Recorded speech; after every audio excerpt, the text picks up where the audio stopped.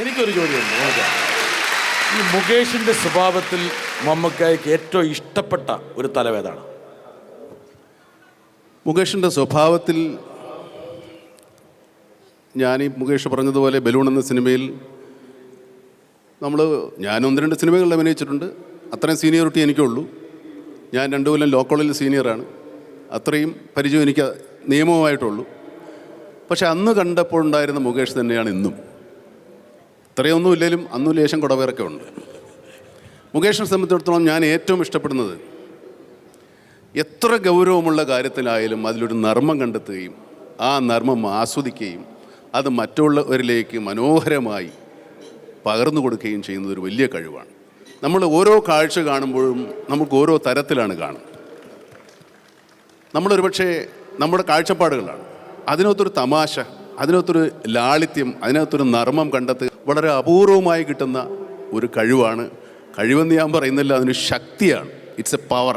എനിക്ക് എന്നെ സംബന്ധിച്ചിടത്തോളം അങ്ങനെ ഇപ്പോൾ ഒരാളെ കണ്ടാൽ അയാളുടെ സ്വഭാവ രീതികൾ അല്ലെങ്കിൽ അയാൾ എന്താണ് ഇപ്പോൾ ആലോചിക്കുന്നത് എന്നൊക്കെ ഒരുപക്ഷെ അയാളിൽ ഒന്ന് എന്തെങ്കിലും അയാളുടെ മുഖത്ത് മിന്നിമറയുന്നൊരു വികാരം, അയാളൊരു പ്രവൃത്തിയോ അയാളൊരു ചേഷ്ടയോ എനിക്കൊരു ആക്ടർ എന്ന നിലയിൽ അങ്ങനെ ഒരു ഒബ്സർവേഷൻ ആയിരിക്കും ഞാനൊരു പക്ഷേ കണ്ടത്.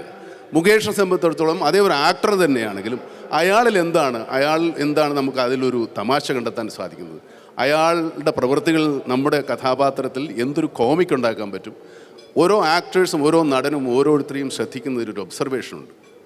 അത് തീർച്ചയായിട്ടും മുകേഷ് വളരെ രസകരമായി നമ്മുടെ മുമ്പിൽ അവതരിപ്പിക്കും. പലപ്പോഴും മുകേഷ് അഭിനയിക്കുന്ന സിനിമകളുടെ കഥ എന്നോട് പറയുമ്പോൾ നമുക്ക് ആ സിനിമ കണ്ട പ്രതീതിയാണ്.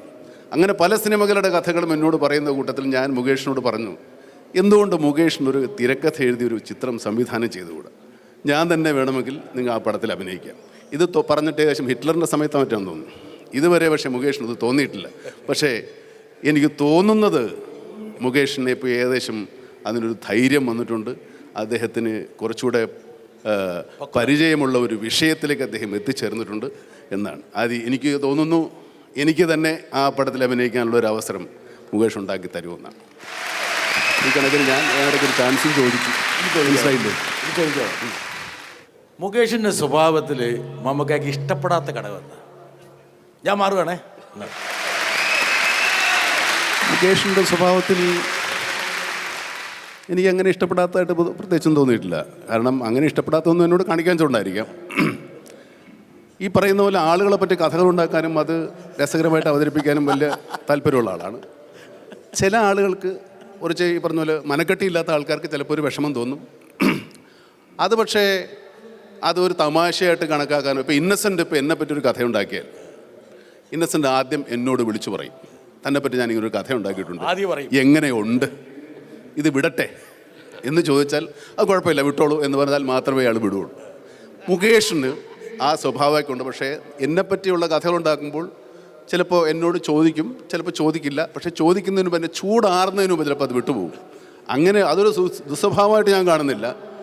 പക്ഷേ പലപ്പോഴും അദ്ദേഹം ആളുകളെ എല്ലാത്തിലും ഒരു നർമ്മം കണ്ടെത്തുന്ന ആളായതുകൊണ്ട് അദ്ദേഹം കഥയുണ്ടാക്കുന്ന ആളുകളെ പറ്റി പിന്നെ പല കഥകളും പല ആൾക്കാരുടെ പേരിൽ പറയും. ഇപ്പം എന്നെപ്പറ്റി ഒരു കഥ ഉണ്ടാക്കിയാൽ അത് ചിലപ്പോൾ വേറെ ആൾക്കാരുടെ പേരിലും പറയും. അതൊക്കെ അങ്ങനെ കാണുന്ന ആളുകളാണ് ഈ സിനിമയിലുള്ളവരെല്ലാവരും.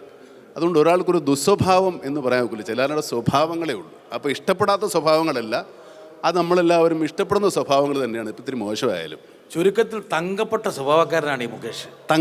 പൊന്നപ്പനല്ല. ഇത് വലിയൊരു ചരിത്രപരമായ ദൗത്യമാണ് ഞാൻ നിറവേറ്റിയത്. കാരണം എപ്പോഴും എത്രയോ കൊല്ലമായിട്ട് മമ്മൂക്കയെക്കുറിച്ച് ഒരു ഭയങ്കരമായ തെറ്റിദ്ധാരണയുണ്ട്. ഭയങ്കര സീരിയസ് ആണ്, നിങ്ങളടുത്തൊക്കെ സംസാരിക്കുമോ, നിങ്ങളടുത്തൊക്കെ തമാശ പറയുമോ. പക്ഷേ അതിനുള്ള സാഹചര്യവും അതിനുള്ള ചോദ്യങ്ങളും വേദിയും കിട്ടിക്കഴിഞ്ഞാൽ അദ്ദേഹം വെറും മോഹൻലാലാണ്. മമ്മൂട്ടിയാകുന്നതല്ലേ കുറച്ചുകൂടെ നല്ലത്.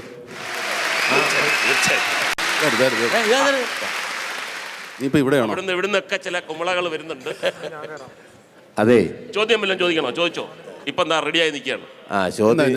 ഞാനൊരു വിദ്യാർത്ഥി, ഇവരെല്ലാം മാഷന്മാരുമാണ്. എല്ലാവരോടും ചോദ്യം ചോദിക്കാൻ പറ്റും. എനിക്ക് ആദ്യം മുകേഷ് ഏട്ടനോടാണ് ചോദിക്കാനുള്ളത്, അതിനുശേഷം മമ്മൂക്കാട്. ഇന്ന് ഏറ്റവും വലിയ സന്തോഷം എന്ന് പറയുന്നത് ബാല്യകാല സഖി ഇക സൂപ്പർ ഹിറ്റ്, അത് അറിഞ്ഞു വളരെ വളരെ വളരെ സന്തോഷം. ഗംഭീരമായിട്ട് കേരളത്തിൽ കംപ്ലീറ്റ് നിറഞ്ഞ് നിറഞ്ഞ സദസ്സിൽ പ്രദർശനം ആരംഭിച്ചുകൊണ്ടിരിക്കുകയാണ്. ഒരുപാട് സന്തോഷം ഇക്ക. ഇക്കാലത്ത് എനിക്കൊരു ചെറിയ ചോദ്യമുണ്ട്. അതിനു മുമ്പ് ഇപ്പോൾ മുകേഷ് ഏട്ടൻ മമ്മൂക്ക അടുത്ത് ചോദിച്ചു, കിരീടം എന്ന സിനിമയിൽ മമ്മൂക്ക പെർഫോം ചെയ്തിരുന്നെങ്കിൽ എങ്ങനെ ആയിരിക്കുമെന്ന്. ഞാൻ മുകേഷ് ഏട്ടനോട് ചോദിക്കട്ടെ, മുകേഷ് ഏട്ടൻ്റെ ഏറ്റവും ഹിറ്റായി ഓടിയ ഒരു പടത്തിൻ്റെ പേര് പറഞ്ഞേ. ഇതൊക്കെ ആലോചിക്കേണ്ട കാര്യമുണ്ടോ? പെട്ടെന്ന് പറയേ. God father. അതിൽ മുകേഷ് ഏട്ടൻ്റെ ക്യാരക്ടർ ഞാൻ ചെയ്തിരുന്നെങ്കിൽ അതിനേക്കാളും ഓടില്ലായിരുന്നോ? കൊടുത്താൽ കൊല്ലത്തും കിട്ടും എന്ന് കേട്ടിട്ടില്ലേ? ഓരോരുത്തർക്കും ഓരോ സ്റ്റൈലാണ്. ഓക്കെ, ഇനി മമ്മൂക്കയോട് ഞാൻ പിന്നെ അനുഭവം കൊണ്ടും കഴിവ് കൊണ്ടും ഞാൻ ഇക്കയേക്കാൾ വളരെ ചെറുതാണ്. അതുകൊണ്ട് ഞാൻ ചോദിക്കുകയാണ്, ഇക്ക, എനിക്ക് മമ്മൂക്കയാകാൻ ഞാൻ എന്താ ചെയ്യേണ്ടത്? നീ എത്രയോ പ്രാവശ്യം ഓഡിയൻസിന് മുമ്പിൽ ഇങ്ങനെ മമ്മൂട്ടിയായിട്ടല്ലേ ഇവിടെ വന്നത്. നീ എന്ത് മമ്മൂട്ടിയാകാനാണ്? മമ്മൂട്ടിയാണല്ലോ ഓൾറെഡി. നീ ഉദ്ദേശിച്ചത് ആകാര ഭംഗിയാണോ അതോ അഭിനയമാണോ? അഭിനയം കിട്ടാൻ എന്ത് മുകേഷ് അതൊന്ന് പറഞ്ഞു കൊടുക്കുന്ന അത് ആദ്യം ശബ്ദം ഒന്ന് ഖനപ്പിക്കണം. പിന്നെ ഖനപ്പിച്ചോ? ഇത് ഓർമ്മയാണ്.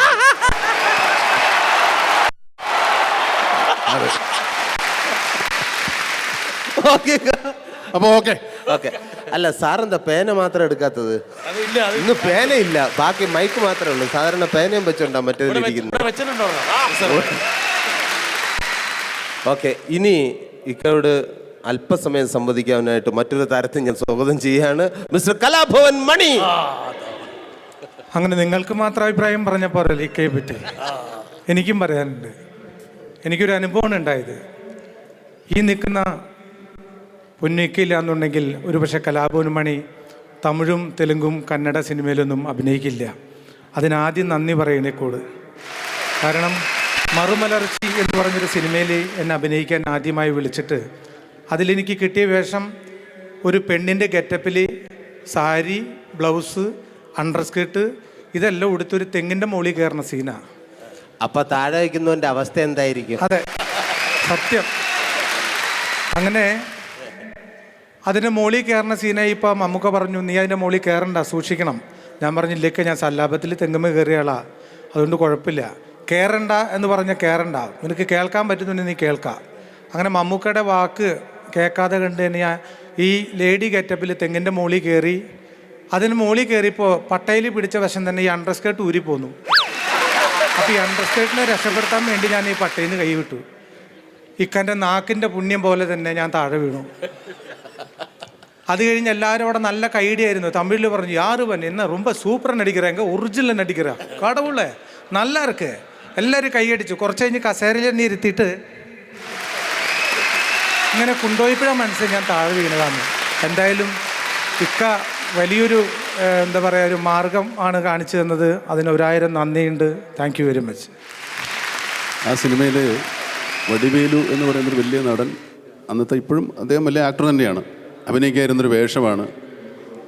അപ്പോൾ അദ്ദേഹത്തിനന്ന് ആ പടം തുടങ്ങുന്ന സമയമായപ്പോൾ അയാൾ പറഞ്ഞു അയാൾക്ക് എന്തോ ബുദ്ധിമുട്ടുണ്ട് അഭിനയിക്കാൻ, അതുകൊണ്ട് വേറെ നമുക്ക് ആരെങ്കിലും നോക്കാമെന്ന് പറഞ്ഞു. അപ്പോൾ ഞാൻ മണിയുടെ കാര്യം പറഞ്ഞു.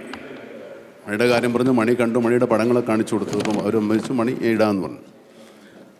പക്ഷെ തമിഴിൽ കൂടുതലും കലാഭവൻ മണി എന്ന് ആരും പറയാറില്ല, കലാമണി എന്നാണ് പറയുന്നത്.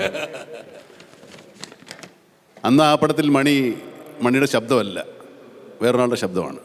പിന്നീട് പക്ഷേ മണി അതിനുശേഷം ഒരുപാട് സിനിമകളിൽ ഒരുപാട് വലിയ വലിയ വേഷങ്ങൾ തമിഴിലും തെലുങ്കിലും കന്നഡത്തിലുമൊക്കെ അഭിനയിച്ച് അത്യാവശ്യം ഇന്ത്യ മുഴുവൻ അറിയപ്പെടുന്ന വലിയ നടനായി. അത് ഞാനൊരു കാരണക്കാരനല്ല, അങ്ങനെ ഒരു അവസരമുണ്ടായതാണ്.